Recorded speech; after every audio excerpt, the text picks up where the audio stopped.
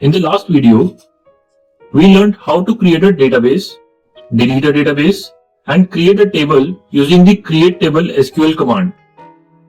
With this understanding in mind, let us now look at how data is added inside the customer table that we created in the last video. Addition of data in tables is done using the insert into command. And the syntax for this command is as follows. We write insert into, then the table name, then within the brackets, we may specify the name of the columns. Specifying column names is optional. Next comes the keyword values, after which we specify the values to be inserted in the record. Now, if the column names are not specified, the values will be entered in the order of columns. If I go to my table in PGAdmin and see the columns, I'll open the table. Here, within the table, customer table, if I open up the columns part, you can see customer ID, first name, last name, age, email ID. This is the order of columns. If the values we are entering have some missing attribute, for example, if there is age or last name missing, then we need to specify the column names after table name. Or if the values are in different order, we will need to specify the column names in that particular order. So let us look at the examples of insert into command. If you want to insert a single row without mentioning the column names, this is how we do it. We write insert into table name, which is customer table, and then the values, which will have customer ID, first name, last name, age, and email ID of that particular customer. Now let us go to PGAdmin and run this SQL command. This is my SQL query tool. I'll start typing insert into customer table,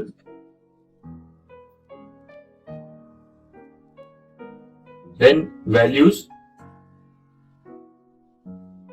and after that, this will be the customer ID, which is 1, as this is the first record, then the first name, which is BEE, and note that for strings, you need to input the data within single quotes. For numeric integers, you do not need to do the same thing. And then the email ID, which is bc@xyz.com.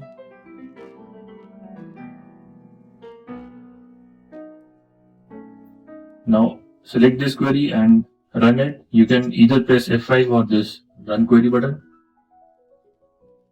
Query returned successfully, so it was successful. Now to check whether this command actually added this particular record in our table, go to our table, right click on it, click on view, edit, and select all rows. Below you can see this is how our table is right now looking. It has one record, and that is exactly what we inserted into this table. In the window above this result, you can see it is running a select command to get this result. We'll be discussing the select command later. For now, we just use the graphical interface which PGAdmin provided us to see the table. Let's go back to our presentation where we'll look at the second example. In the second example, suppose the next entry, we do not have the customer's last name. Now, if we do not mention the column names, age of the customer will then be filled in the last name, as that particular field of last name was missing in that record. To avoid this error, we need to mention the column names after the table name. So in this example, you can see the customer D does not have any last name. So we mention the customer ID, first name, age, and email ID as the columns in which value is to be filled, and then we give the values. So now let's toggle back to PGAdmin and run this query also.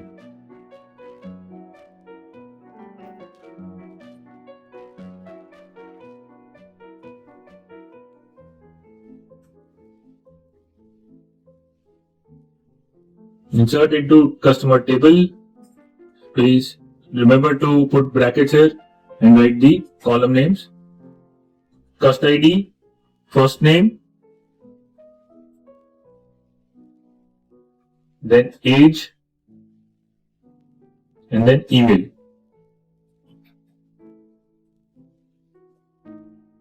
We deliberately missed out on the last name. After this, we write values and then mention the 4 values, which will be customer ID of 2, name is D,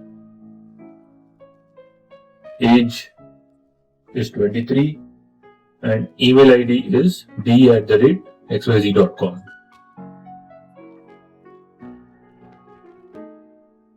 Run this, press F5. This also was executed successfully. Go to the table, right click, view, or rows. You can see for last name, the value is null. In the last lecture, we also discussed there is a constraint called not null.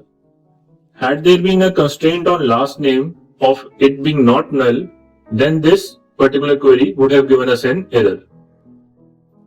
Now let's go back to our example and learn how to insert more than one record at the same time with just one query. So above two examples showed how to add a single row. To add multiple rows at the same time, we just need to list down all the records separated by a comma, this comma. It is important to remember this comma. Let us go and write this also in the PGAdmin window.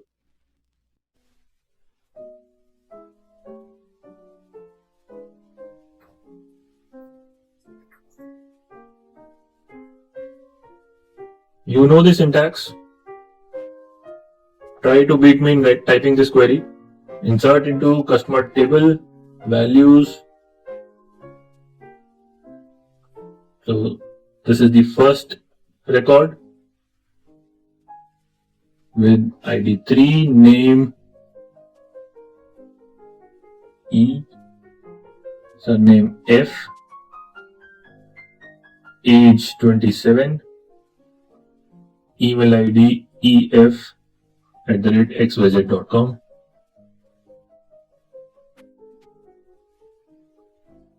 Comma. Next entry 4, G, last name H,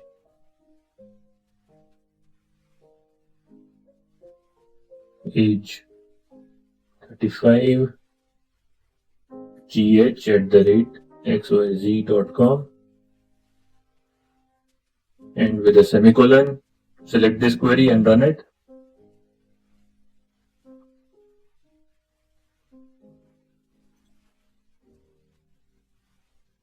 Let us go back and check the data in our table.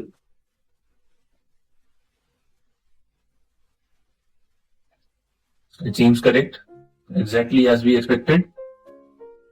So did you beat me? If you did, you are simply awesome at learning this. Otherwise, better luck next time.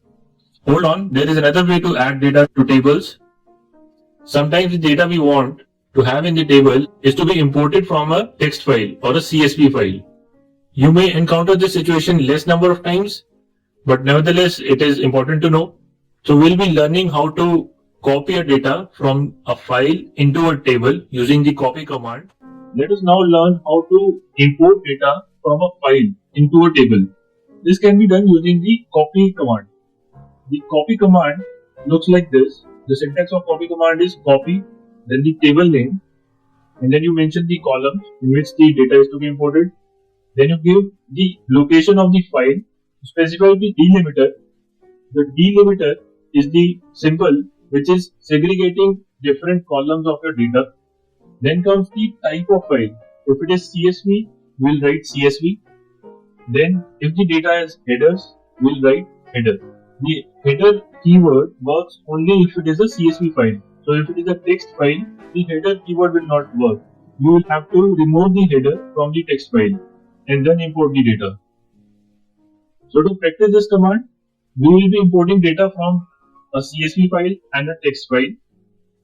Two sample files are attached in the resources section of this lecture. You can download the files and put it into the same installation directory where your Postgres was installed. I'll show you where I put my two files. This is where Postgres was installed for me. I created a new folder there and copied the two files that I have attached in the resources section. Download these two files there, and now we will write the commands. Reason why we copied these two files in the same installation folder is the SQL server may not be able to access the files on your system. This is the only folder where the files can be accessed by the server. So now we'll start typing our command. Start with copy, then the table name,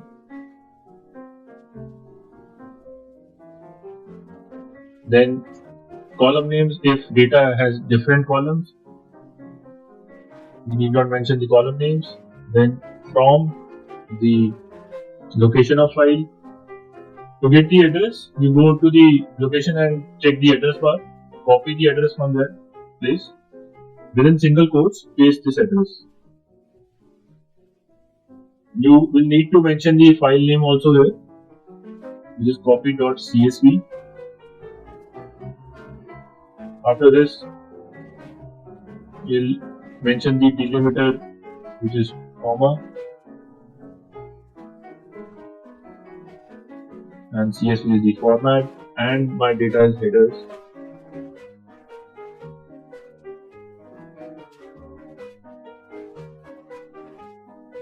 So this query ran successfully.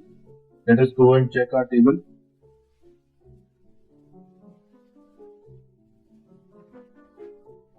You can see 5 and 6 customer IDs have been added by this copy statement. So if you go and open this CSV file in Microsoft Excel, you'll be able to see this is exactly how the data is present in the Excel file also. Now let us copy data from a text file. We can copy this command only and make the changes. The name is copy text.txt.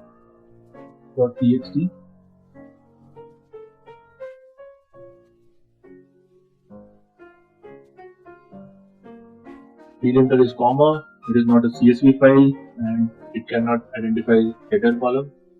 So that is why I deleted the header row from my text file. Now let us run this command.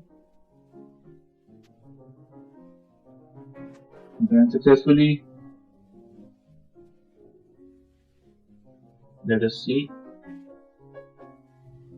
So you can see 7 and 8 customer IDs have been added by this copy command from the text file.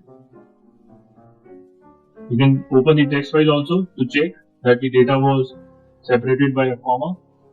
If you want to change the delimiter, so I'll suggest you go and change the delimiter from comma to a pipe or a and symbol probably, and then change the delimiter in this query and then run it again.